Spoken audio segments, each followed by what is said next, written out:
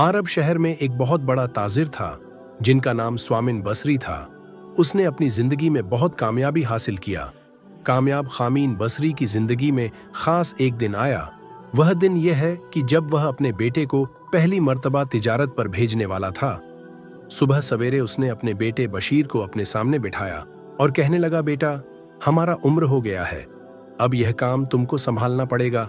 और 100 दीनार देते हुए कहा, बेटा, आज तुम्हारे सफर की शुरुआत है, यानी सफर का पहला दिन है। यह सिर्फ 100 दीनार नहीं, यह तुम्हारी जिंदगी की पहली आजमाइश है, जिंदगी का पहली सीढ़ी है। इस रकम को अक्लमंदी से खर्च करना और हमेशा ईमानदारी से काम करना। उसका बेटा, जो दुनिया देखने के शौक में था, 100 दीनार लेकर खुशी खुशी बाजार की तरफ चल पड़ा। वह पहली बार इतने बड़े भीड़ भाड़ का हिस्सा बना था। हर तरफ लोग ही लोग था और दुकानें ही दुकानें हैं। हर दुकान पर अपने माल की तारीफ करने वाले दुकानदार और खरीदारों का भीड़ देखकर वह बहुत खुश था। बाजार से कुछ आगे बढ़ते हुए बसीर ने एक अजीब मंजर देखा, जिसने उसके बढ़ते हुए कदम को वहीं रोक दिए। एक चौराहे पर कुछ लोगों ने एक मुर्दा जिस्म को लटका के रखा था और वह उस पर लाठियां बरसा रहे थे। यह मंजर देखकर बसीर हैरान रह गया और जल्दी से आगे बढ़ा और पूछने लगा, तुम लोग यह क्या जुल्म कर रहे हो? एक मुर्दा शख्स को क्यों मार रहे हो? बसीर गुस्से से चीखा, एक मुसलमान होकर कैसे कर सकते हो? एक मुर्दा पर जुल्म। एक बूढ़े शख्स ने बसीर की तरफ मुड़कर देखा और कहने लगा, यह शख्स हमारा कर्जदार था और 100 दीनार कर्ज अदा करने से पहले मर गया। अब इसका कोई वारिस नहीं था जो इसका कर्ज मिटा सके। हम इसे इसलिए मार रहे हैं ताकि आने जाने वाले लोग रहम खाकर कुछ रकम दे जाएं, यहां तक कि इसका कर्ज पूरा हो जाए। इसके बाद हम इसे दफना देंगे। यह सुनकर बसीर का दिल पसीज गया। बसीर सोचा, 100 दीनार से बढ़कर एक मुर्दा को अच्छे से सही सलामत उसके ठिकाने में दफनाया जाए। बसीर ने फैसला कर लिया। बसीर ने फौरन कहा, अगर सिर्फ 100 दीनार का मसला है तो यह लो, मेरे 100 दीनार रख लो और इस बेचारे को सुकून से दफना दो। वह सब लोग हैरान होकर बसीर की तरफ देखने लगे। उन्होंने फौरन लाश को उतारा और उसे दफना दिया। बसीर की दिल में अजीब सी तसल्ली और सुकून मिला। वापस घर की तरफ रवाना हो गया। घर वापस पहुंचकर उसने अपने वालिद को सारा किस्सा सुनाया। वालिद ने एक लम्हे के लिए गहरी सांस ली और फिर मुस्कुराते हुए मजीद 100 दिनार बसीर को थमा दिए। इस मर्तबा बसीर ने बाजार जाकर माल खरीदा और एक काफिले के साथ सफर पर रवाना हुआ।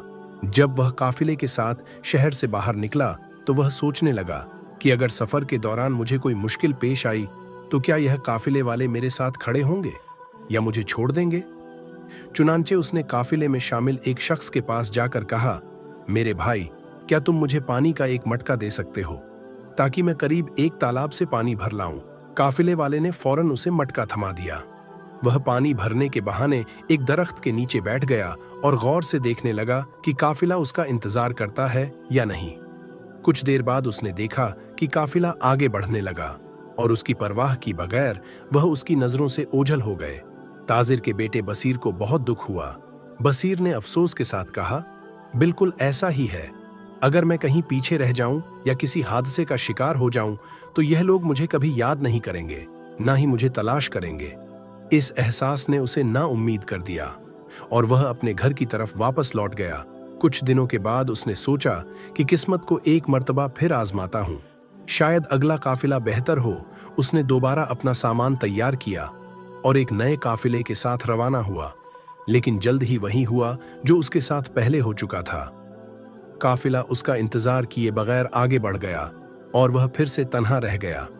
तीसरी मर्तबा जब वह एक नए काफिले के साथ रवाना हुआ और बशीर पहले की तरह पीछे रह गया तो उसके साथियों ने उसकी गैर मौजूदगी को फौरन महसूस किया।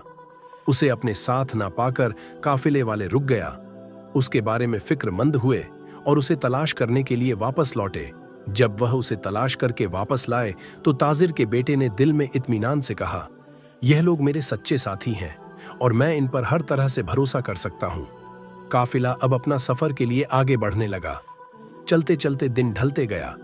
शाम का वक्त हुआ और वह एक सुनसान मकान पर पहुंचे। चारों तरफ अंधेरा ही अंधेरा था। उन्होंने रात गुजारने के लिए पड़ाव डाला और खाने की तैयारी शुरू की। तभी उखसान की वस्तु से एक नौजवान आ पहुंचा। जिसके चेहरे से बहादुरी झलक रही थी, वह सीधा ताजिर के बेटे बसीर के पास आया और बावक अंदाज में उसके पास बैठ गया। प्यारे दोस्तों, वह नौजवान आखिरकार कौन है, क्या आप जानते हैं उस नौजवान के बारे में? जब आप जानोगे तो इंशाअल्लाह आपको बहुत अच्छा लगेगा, ईमान ताज़ा हो जाएगा। क्या वह अल्लाह का फरिश्ता था? वीडियो को आखिर तक लाजमी देखिए। उस नौजवान ने ताजिर के बेटे बसीर से कहा, मैं एक मुसाफिर हूँ, क्या मैं कुछ दिन इस काफिले में शामिल हो सकता हूँ? बसीर ने हाँ कह दिया और सर हिला दिया। वो नौजवान कहने लगा, अगर आप वाकई ताजिर हैं तो आपको एक खादिम की जरूरत होगी। ताजिर के बेटे बसीर ने हैरानी से उसकी तरफ देखा और जवाब दिया, हाँ वाकई, अगर तुम चाहो तो मेरे खादिम बन सकते हो, लेकिन तुम काम क्या कर सकते हो? काफिले के बाकी लोग यह तय कर चुके थे कि हर रात बारी बारी कोई एक शख्स काफिले की निगरानी करेगा, ताकि बाकी सब आराम से सो सकें और किसी का सामान चोरी ना हो जाए। उस नौजवान ने एतमाद से कहा, हर रात की निगरानी का काम आप मुझे दे दो, मैं पहरे पर रहूंगा और वादा करता हूं कि काफिले को हिफाजत के साथ मंजिल तक पहुंचा दूंगा। मगर मेरी एक शर्त है, मैं जो भी करूं तुम लोग मुझसे कोई सवाल ना करना और ना ही मेरे काम में रुकावट बनना। ताजिर के बेटे बसीर और दीगर काफिले वालों ने हैरत से एक दूसरे की तरफ देखा, लेकिन इस नौजवान की खुद एतमाद और मजबूत लहजे ने उन्हें मुतमिन कर दिया। उस नौजवान को देखते ही लग रहा था कि वह बहुत ताकतवर है। सबने उसकी शर्त मान ली और यूं वह नौजवान काफिले में शामिल हो गया। अब वह सब एक नए अज़म के साथ सफर पर रवाना हुए। रास्ते में हर रात जब काफिला खाने पीने और सोने के लिए रुकता, तो वह नौजवान खामोशी से पहरे पर खड़ा हो जाता और उसकी हिफाजत में काफिला सुकून से सो जाता। कई मर्तबा उसने काफिले वालों को जंगली जानवरों से बचाया और खुद को मुश्किल में डाला, लेकिन ताजिर के बेटे बसीर के दिल में यह ख्याल बार बार आ रहा था कि यह नौजवान कौन है और इसने मुझसे ऐसा अजीब वादा क्यों लिया। एक रात उनका काफिला जंगल के करीब एक मकाम पर रुका। ताजिर का बेटा बशीर का नौजवान खादिम पहरे की जिम्मेदारी निभा रहा था। तभी अचानक उसे दूर से एक रोशनी नजर आई। यह रोशनी एक खेमे के इर्द गिर्द जलती हुई आग की थी। वह समझ गया कि यहाँ कोई खतरा है। उस नौजवान खादिम ने अपना काम खामोशी से शुरू किया। वह काफिले के बाकी अफराद को जगाने की बजाय खुफिया तौर पर वहां से दूर हुआ और झाड़ियों की आड़ लेते हुए रोशनी की तरफ बढ़ने लगा। जब वह आग के करीब पहुंचा तो उसने देखा कि वहां डाकुओं इकट्ठा होकर बैठा था और वह बड़ी लूटमार का मंसूबा बना रहे थे। उसने जल्दी में कोई कदम उठाने की बजाय उनकी बातों को गौर से सुनने का फैसला किया। उसने देखा कि डाकुओं का सरदार सबसे बात कर रहा था कि वह अगले दिन काफिले पर हमला करेंगे और उन्हें लूट लेंगे। जब उसे यकीन हो गया कि वह काफिले के लिए खतरा बनने वाले हैं, तो बिना झिझक के आगे बढ़ा और उनके करीब जाकर खड़ा हो गया। एक डाकू ने हैरान होकर पूछा, तुम कौन हो और यहाँ क्या कर रहे हो? नौजवान खादिम ने बेखौफ से जवाब दिया, मैं भी एक चोर हूँ और चाहता हूँ कि आप लोग मुझे अपने साथ शामिल कर लो। उन डाकू ने इसे एक लम्हे के लिए गुस्से से देखा, फिर अचानक कहने लगे, अच्छा, अगर तुम वाकई चोर हो तो हमारे साथ मिलकर लूटमार करो। आओ, हमारे साथ शामिल हो जाओ। नौजवान खादिम ने मौके का फायदा उठाते हुए कहा, इस बेहाल काफिला को लूटने का कोई फायदा नहीं, चलो किसी बड़ी जगह को लूटते हैं। डाकुओं ने पुरजोश होकर पूछा, कौन सी जगह? उसने मुस्कुराते हुए कहा, क्यों ना हम बादशाह के खजाने को लूट ले। मुझ में एक खूबी है कि मैं बड़ी से बड़ी दीवार को फौरन चढ़ सकता हूं और तोड़ भी सकता हूं। यह बात सुनकर सब डाकू खुशी से उछल पड़े और फौरन इस मंसूबे पर अमल करने को तैयार हो गए। वो सब मिलकर शहर की तरफ रवाना हुए और रातों रात में बादशाह के महल तक पहुंच गए। महल की दीवारें बहुत ऊंची और मजबूत थीं, लेकिन वो नौजवान एक जोर से छलांग मारी, दीवार की ऊपर चढ़ गया और एक रस्सी को उनकी तरफ फेंका। उसके पीछे पीछे तमाम डाकू ऊपर चढ़ने की तैयारी करने लगे। जैसे ही एक डाकू ऊपर पहुंचता, वह नौजवान चुपके से उसको मार डालता। नीचे खड़े डाकुओं को कुछ मालूम नहीं था कि ऊपर क्या हो रहा है। एक एक करके सब डाकू ऊपर चढ़ते गए और सबका अंजाम वही हुआ। आखिर में डाकुओं का सरदार ऊपर पहुंचा और नौजवान खादिम ने उसे भी मार डाला। अब उसने तमाम लाशों को खजाने के कमरे में पहुंचा दिया। वह यह काम निहायत संजीदगी और खामोशी से कर रहा था। उस नौजवान की नजर बादशाह के तख्त पर पड़ी जहां एक खौफनाक सांप बैठा था। उसने बगैर देर किए अपनी तलवार निकाली और एक ही वार से सांप का खात्मा कर दिया। खजाने की यह कामयाब हिफाजत करने के बाद वह दीवार से नीचे उतरा और बादशाह जिस घर में सोते हैं उस घर की तरफ बढ़ा। जब वह बादशाह के कमरे में दाखिल हुआ तो देखा कि बादशाह गहरी नींद में सो रहा है। उसने कमरे का सामान उलट पुलट दिया और बादशाह की एक टांग पर एक निशान बनाया ताकि यह साबित कर सके कि वह यहाँ आया था। फिर जल्दी से बाहर निकल गया। तमाम काम अंजाम देने के बाद वह खामोशी से काफिले की तरफ वापस लौट गया और देखा कि काफिले वाले अभी तक सो रहे थे। उधर जब बादशाह जागा तो उसे एहसास हुआ कि उसके कमरे में कोई आया था।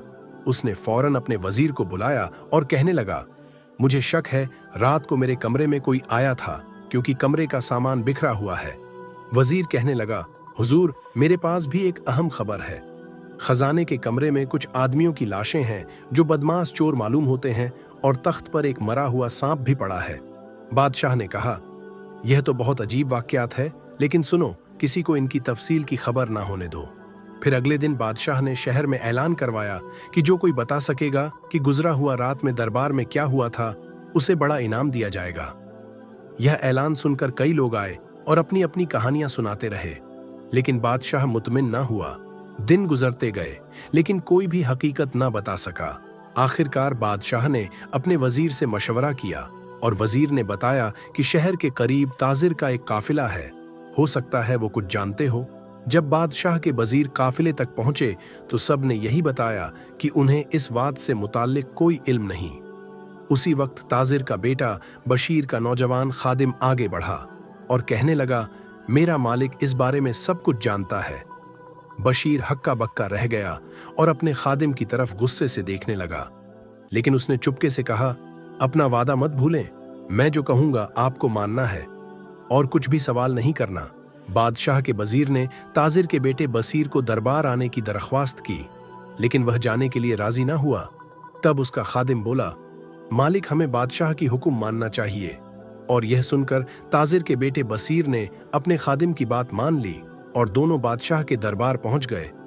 जब वह बादशाह के दरबार में पहुंचे तो उसने फौरन इनसे पूछा, बताओ तुम लोगों ने रात को क्या देखा?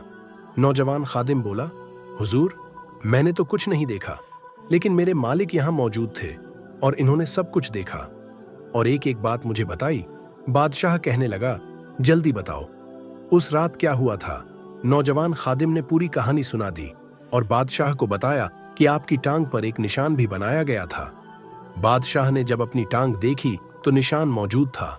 उसे इनकी सच्चाई का यकीन हो गया और कहने लगा, तुमने सांप और डाकुओं को मार डाला, यूं मेरी जिंदगी और खजाने की हिफाजत की। मांगो, तुम दोनों क्या इनाम मांगते हो? नौजवान खादिम ने जवाब दिया, हुजूर, मैं नहीं, मेरा मालिक इनाम का हकदार है। फिर बादशाह ने ताजिर के बेटे बसीर को सोने और जवाहरात से भरा संदूक इनाम में दिया। जब वह बादशाह से इनाम लेकर वापस लौट रहे थे तो बसीर बहुत हैरान था और सोच रहा था कि यह सब क्या है। इस नौजवान खादिम ने हर मौका पर मेरी हिफाजत की और अब मुझे इतनी बड़ी दौलत का मालिक बना दिया। यह कौन है? कहां से आया है? बसीर ने नौजवान खादिम को पूछा, तुमने झूठ क्यों बोला? मैं तो कुछ भी नहीं जानता था। तुम कौन हो और इतने दिनों से मेरी मदद क्यों कर रहे हो? बसीर के खादिम ने मुस्कुराते हुए कहा, तुम मुझे नहीं जानते, लेकिन मैं तुम्हें पहचानता हूं। कुछ अरसा पहले तुमने एक कर्ज अदा किया था। आज मैंने तुम्हारा वह कर्ज चुका दिया, लेकिन अब मेरा वक्त खत्म हो चुका और मुझे वापस जाना है। यह कहते हुए वह खादिम जिस तेजी के साथ पहली दफा सामने आया था उसी तेजी से वापस पलटा और बसीर की नजरों से ओझल हो गया। ताजिर का बेटा हैरत में डूबा रह गया और इस वाकया ने उसकी जिंदगी बदल कर रख दिया।